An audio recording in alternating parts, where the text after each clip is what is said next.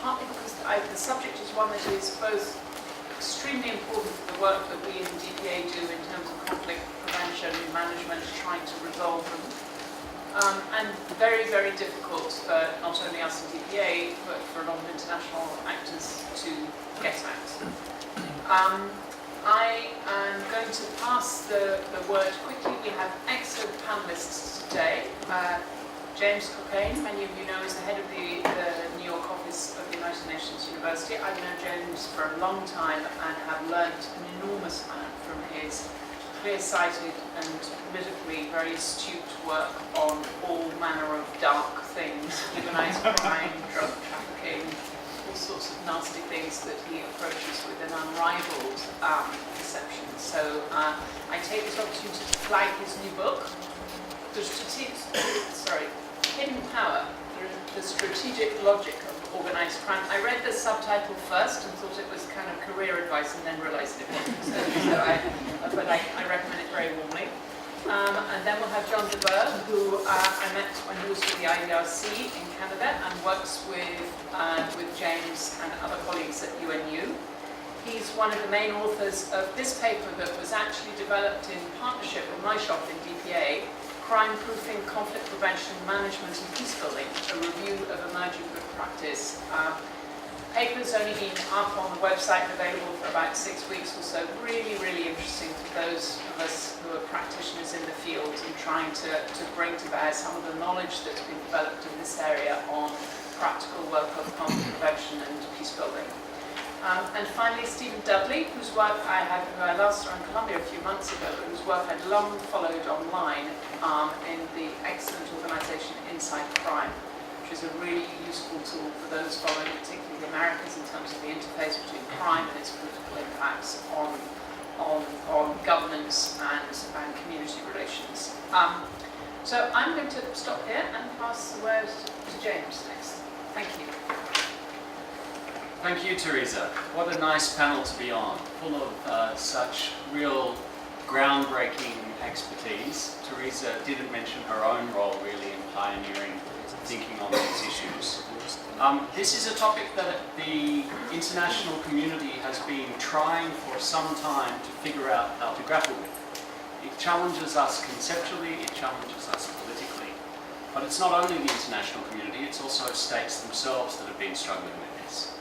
And I want to begin by telling you a story about the time that Jim Woolsey, the former director of the United States Central Intelligence Agency, went to Capitol Hill in 1999 for a hearing of the Congressional Committee on Banking about money laundering.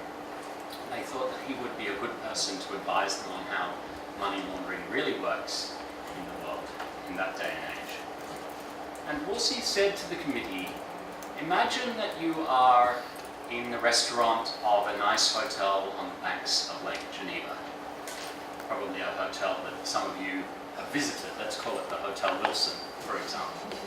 Imagine you're in the restaurant and you're approached by a gentleman who says that he is the representative of a Russian import-export company and that he has a proposition for you about a joint venture that he'd like to engage you in. There are 4 possibilities, said Woolsey. The first possibility is that that is exactly what that person is. He is a representative of a Russian import-export company. The second possibility is that he is in fact a representative of an intelligence service. The third possibility is that he is a member of organised crime. And the fourth possibility, said Woolsey, and the one that's really interesting, is that he is all of those things and all of those organisations are perfectly comfortable with that arrangement.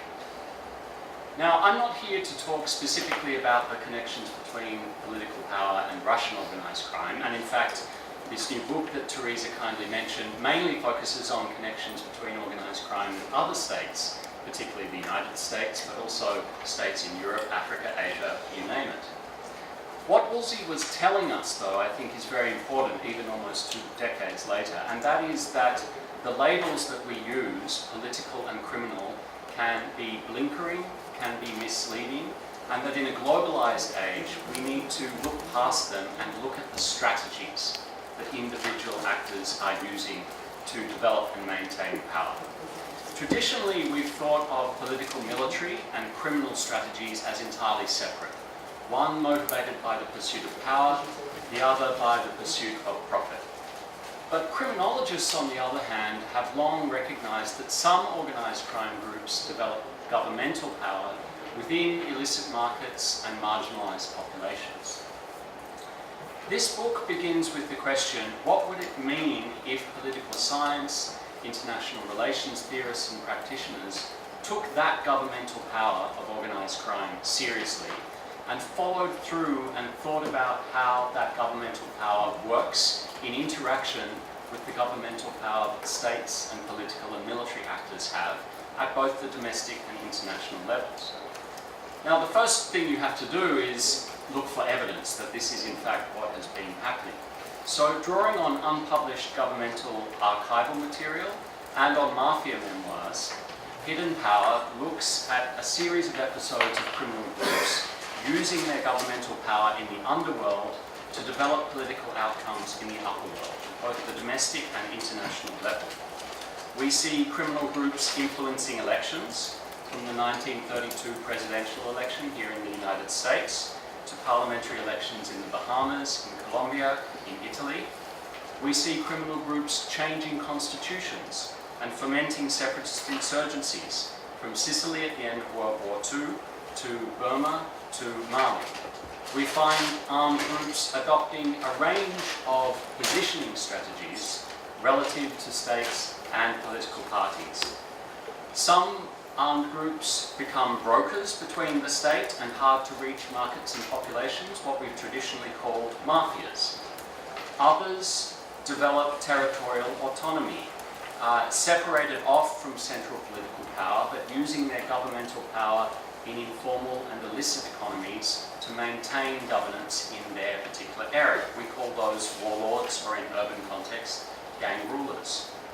Sometimes these groups instead integrate their own value chains with the governance structures of the state. They form joint ventures. In the book, I look at examples of that kind of approach from New York, here, under Tammany Hall, 150 years ago, through to Palermo in the wake of the Second World War, and more recently in Guinea-Bissau.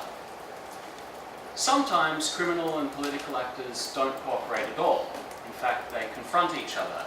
And we even in some cases, for example, some recent cases in Brazil, see criminal groups turning to terrorism to influence the public in order to put pressure on political actors to go back to the prior détente with criminal groups. And in some cases, organised crime groups flee the authority of the state and develop new governmental markets elsewhere, as we saw the mafia do after they were put under pressure by Fidel Castro in Cuba, moving to other parts of the Caribbean. So what these stories and these episodes in the book lead us to is a recognition that there is in fact a complex dynamic interplay between states and criminal groups, or rather between groups using political and criminal strategies and moving between those different strategies at different times as it suits their purposes. And that can lead to some extremely unexpected results. In the book, we see the mafia shaping the constitution of post-war Italy by deliberately infiltrating the Allied military government of Sicily, fomenting separatist insurgency in Sicily, and then using the resulting leverage to directly interfere in the political settlement of the constitutional arrangements of Italy in the post-war period, in order to protect their own power and political economic interests. Elsewhere, we see the mafia using tactics ranging from transnational terrorism through to hiring publicity groups on K Street to influence the United States government and to push it towards a military invasion of Cuba in the 1960s. Eventually, this led to the CIA working directly with the mafia to attempt to kill Fidel Castro. And it also led to the mafia being a previously unrecognized wild card in some key moments in international relations history, including during the Bay of Pigs invasion. The mafia almost brought the resolution of the Cuban Missile Crisis undone and went on to mount a full-scale armed invasion of Haiti. So what do all these fun in one sense, stories mean for policy and for how we at the United Nations think about these issues?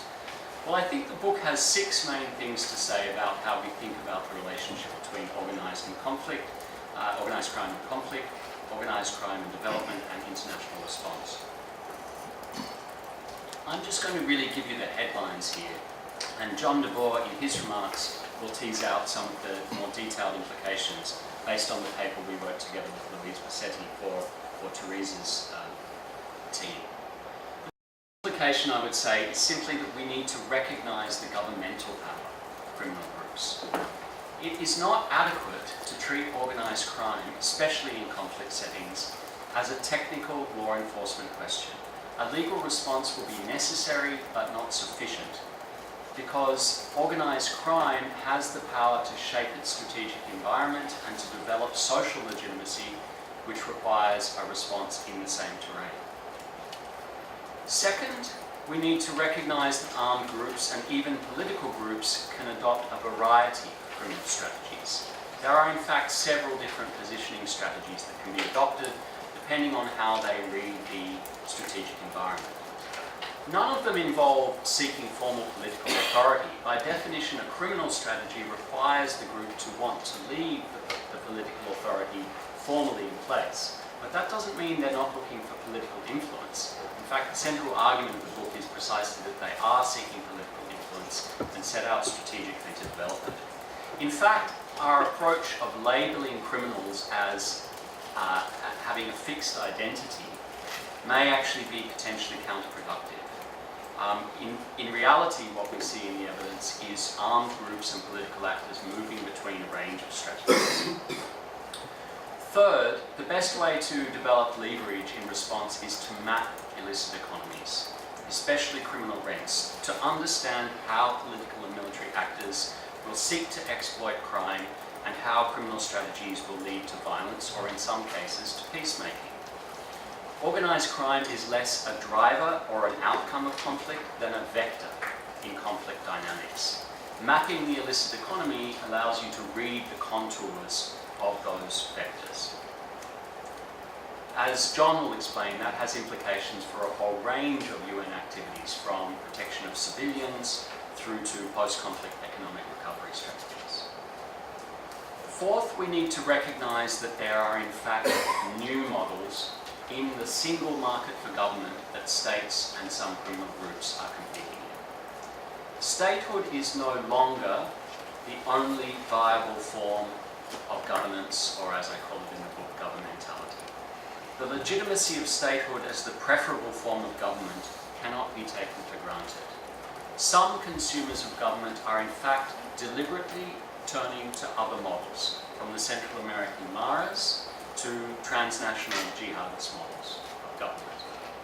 The UN is not good at recognising and understanding this, because we are a trade association of, by and for states. The product we're selling is well-performing statehood, but for many people around the world, states are not performing well, and other models of government are becoming increasingly attractive.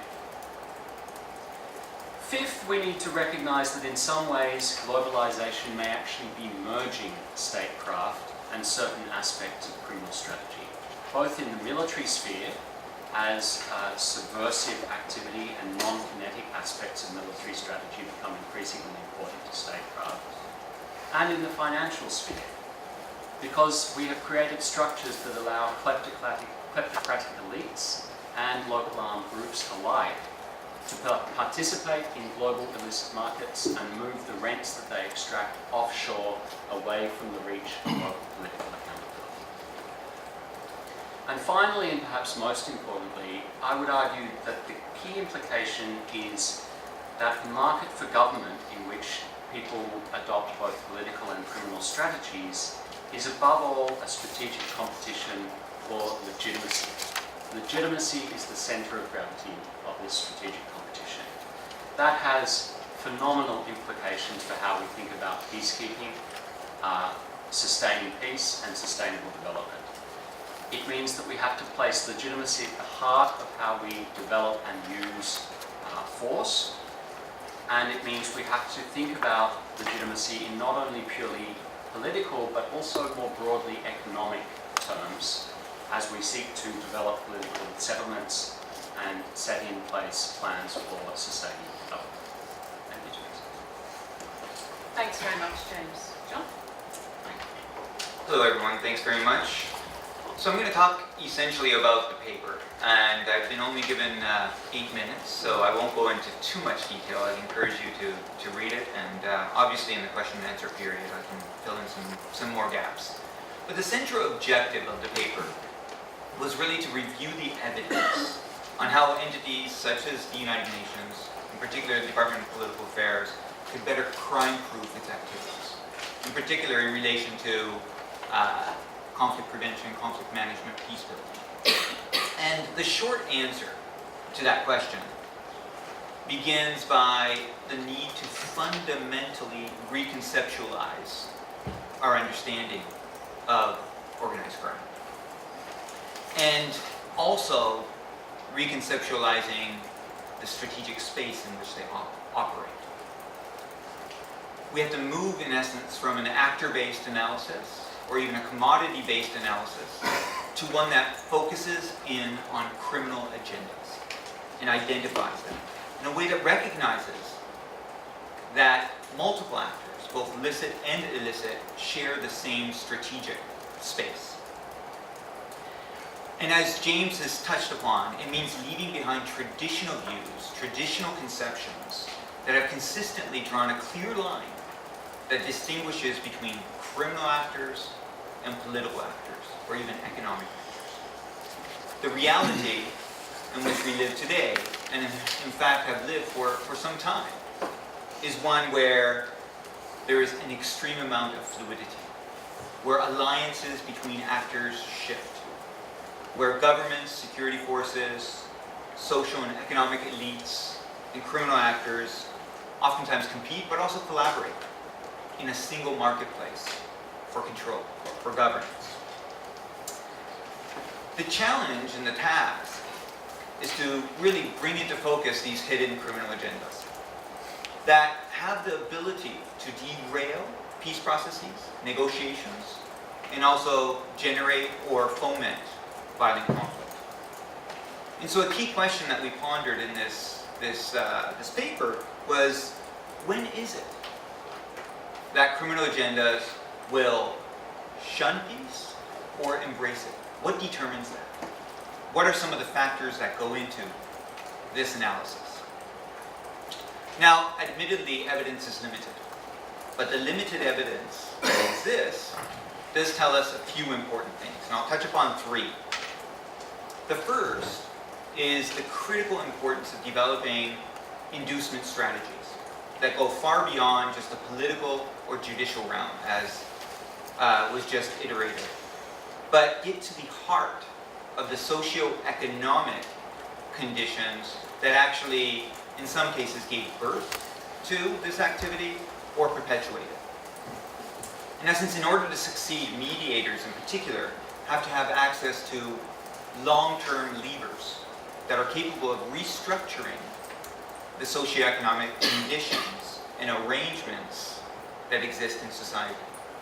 And that includes looking at options such as economic reforms, how land reforms could play into restructuring these arrangements, market-based labor reforms.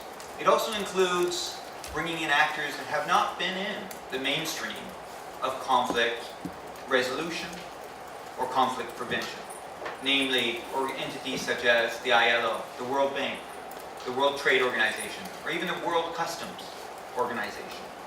Because it's precisely the non-viability of domestic and export industries in some cases that has made criminal livelihoods and criminal agendas attractive. And so the task is to find points of leverage that can transform that calculus and push entities to exit these criminal agendas.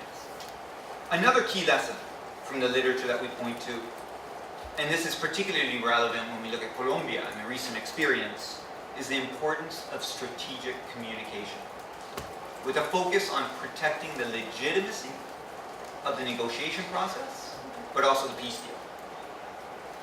We found that the literature was saying it was essential to shield the process from becoming deeply politicized, and in so doing, undermine the space for negotiated settlement. This is precisely where Colombia finds itself today. One where they now operate in a highly politicized environment where the space for negotiation has dramatically shrunk. Third, and more generally, the importance of thorough analysis cannot be overstated. At the core of any effort to deal with criminal agendas is a painstaking effort that maps criminal networks and their economies, that support criminal agendas both locally, nationally, regionally, and internationally. That's precisely what Stephen Dudley and his work with respect to elites has done, which we'll hear from very shortly. And of course, this is easier said than done. It also comes with extreme risk if you're undertaking this research on the ground, because it's not just about decapitating the heads of snakes, but it's about addressing the deeply entrenched roots of these criminal agendas. So what are some of the entry points for programming? Well, we looked at a number. One includes looking at electoral systems and applying a crime-proofing lens to that area. What that means is recognizing that criminal agendas oftentimes try to use and influence electoral processes and their outcomes as a central part of the political strategy, a central part. And to prevent this, there needs to be concerted and systematic guidance provided to, obviously, electoral personnel, electoral bodies, political parties, but also society writ large, on how to identify these criminal agendas, how to vet these actors, etc. Another important point we make is the need to take gender-smart approaches. Now that's not just limited to applying a gender-sensitive lens to issues of reintegration, of reinsertion, or even recovery programs, but it also means understanding how gender identities feed into the dynamics of conflict. So, in essence, we need to understand how to promote, for instance, non-violent trajectories, in particular, for young men. How can we try to work in terms of reshaping the heavily gendered identities that reinforce conflict? Third, organizations like the United Nations and others need to open their eyes, be more attentive to the unintended consequences of external intervention. That includes from aid to sanctions to DDR. We need to be attentive to opportunities for criminal infiltration, co-optation, to think about how some of these interventions could actually be crime generating. Related to this is also being sensitive to the discrepancies that inevitably exist between the expectations of a certain political agreement between local and external actors, or judgments of what should be considered a good deal or a bad deal. The reality is, oftentimes external actors bring normative agendas and normative assumptions to bear, and these normative assumptions may not match local realities. And efforts need to be made to really narrow that gap. In conclusion, one of our key findings is also that we don't have a lot of answers. There are many more issues we need to grapple with. And I'll highlight a couple which I think are a priority for future research. First is the need to better understand the impact of global illicit flows on local conflict dynamics. That means being more attentive to how these flows are organized and regulated on the ground, which groups are involved, how that connects to trajectories of violence or nonviolence, and how that feeds into the political dynamics of that country. We are largely flying blind in that respect. We also need more knowledge on how to rupture pre-existing criminal political alliances in context of transition after the peace deal, when there is an opportunity to do so. Sadly, a lot of the evidence out there today is indicating that instead of weakening criminal political alliances, most state-building endeavors actually have strengthened them. It also means understanding the complexity of the arrangements that exist between criminal groups, insurgents, and state actors. A good example is the Taliban, which is intermeshed in all kinds of criminal networks in which the Afghan state, power brokers also play a role. And yet, it's not just about collusion or collaboration. The Taliban is also at war with the state of Afghanistan. These are not simple linear trajectories, very complex and interrelated. The idea, and what we need to get better at doing, is how to disentangle these networks and rupture them through crime prevention, management, and peace building. And the paper gives you some ideas on how to do that. The truth is we're only scratching the surface. Thank you. Thank you very much, John. As his remarks suggest, the book is extremely rich, kind of grounds of thought, but extremely challenging for practitioners in terms of some of the things it's putting out there. Stephen.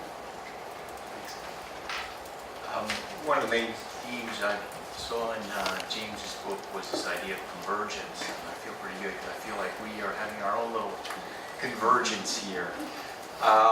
Crisscrossing really paths, talking about these issues. Most of the work I do takes me to meet with gang members, people in jail, guerrilla members, those sorts of characters, perhaps even you might call unsavory characters. But occasionally, as in the case of investigating elites and organized crime, I get a chance to meet other types of characters you might even call criminal, or at least some people have called criminal. Last June I met with one. It was at the tail end of a 2-year process, and we were investigating a criminal group in Honduras. I went to see a man named Jaime Rosenthal Oliva. Rosenthal Oliva is one of the wealthiest men in Central America by many accounts. His family started with insurance companies. They now own banks, telephone companies, media, meatpacking plants, real estate, many, many other businesses. He's also part of what in Honduras they call the Turks, which is really a quasi-racist reference to transnational elites, or elites that came from other parts of the world, mostly the Middle East and Eastern Europe. They've long had a very strong hand in government and economic affairs in that country. Rosenthal himself was vice president in the 1980s. His son ran for president in the last elections. But what I found when I met with him was surprising. He has a very austere office, very little security, in a very old, decrepit mall with barely, 5 or 6 functioning stores below it. And he was, he was a nice man. He was less assuming than I thought he might be, and he was, in a way, maybe preparing for what was coming. He knew what I worked for. We had some exchanges via email before, and he perhaps knew that I was going to quiz him about this criminal group that we're investigating called the Cachitos. He'd been thinking about this question for a very long time. In fact, he'd exchanged missives with other, even diplomats on this issue. A few years before, he had written a letter, a private letter, to then Ambassador Lisa Kubisky, talking about his inability to vet his client list, specifically for his bank. And he wrote, in Banco Continental, his bank, we are and want to be very careful about our business and our customers. The letter says, he shared the letter with me, by the way. Since Grupo Continental is involved in many businesses, including agribusiness, we have to be especially careful about the people with whom we do business. So he's clearly worried about this. By the same token, I expected him to deny all of the things that I was going to put on the table for him about his possible relationship with the Cachitos. I almost expected him to just sue me on the spot a risk that James mentioned. Perhaps we think of physical risk when we think of organized crime. We have more problems with legal threats, to be honest.